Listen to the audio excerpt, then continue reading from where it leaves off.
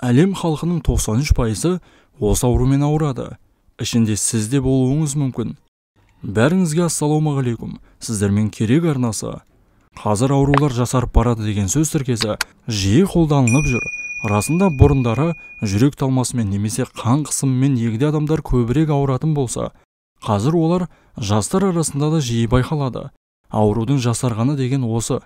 Дегенмен осы аурулардың арасында әлемде ең кеңінен тарап кеткені қайсысы екенін білесіз бе?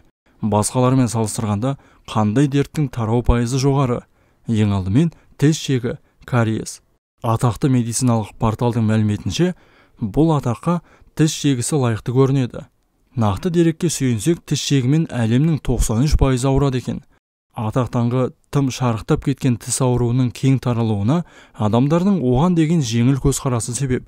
Ал тіс шегісінің басқа да көптеген дерттердің пайда болуы мен ағзаны дендеп кетуіне себеп екендігін стоматологтар жиі айтады.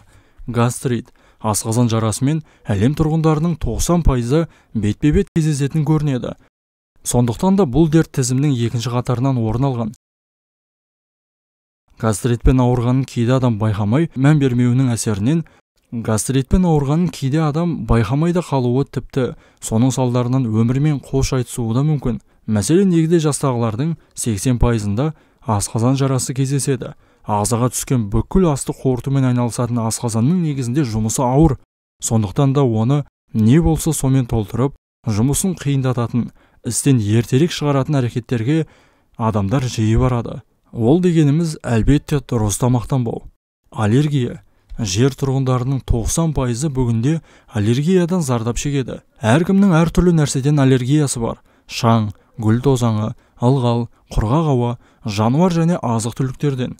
Аллергиям жоқ деген адамның өзін тексергенде әйтеуір бір жағдайда анықталуы мүмкін.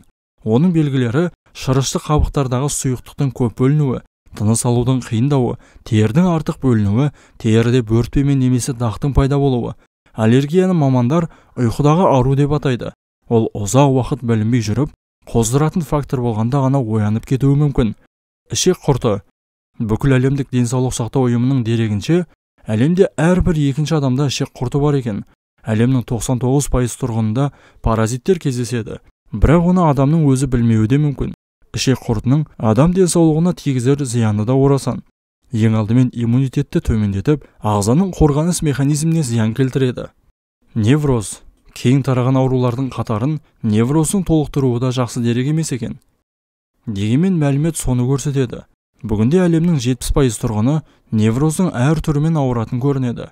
Невроз психологиялық көңіл күйдің ұзақ уақыт бойы стрессе жүріп, күйзеліске түсу жағдайы. Адам ағзасының сыртқы факторлардан қорғану механизмінің өзіндік бір түрі. Невроз психологиялық көңіл күйдің ұзақ уақыт бойы стресте жүріп, күйзеліске түсу жағдайы. Видеоны соңына дейін көргендеріңізге алғыс білдіреміз. Ал осы белгілер сізде бар ма? Төменде жаза кетіңіздер. Денсаулығыңыз мықты болсын.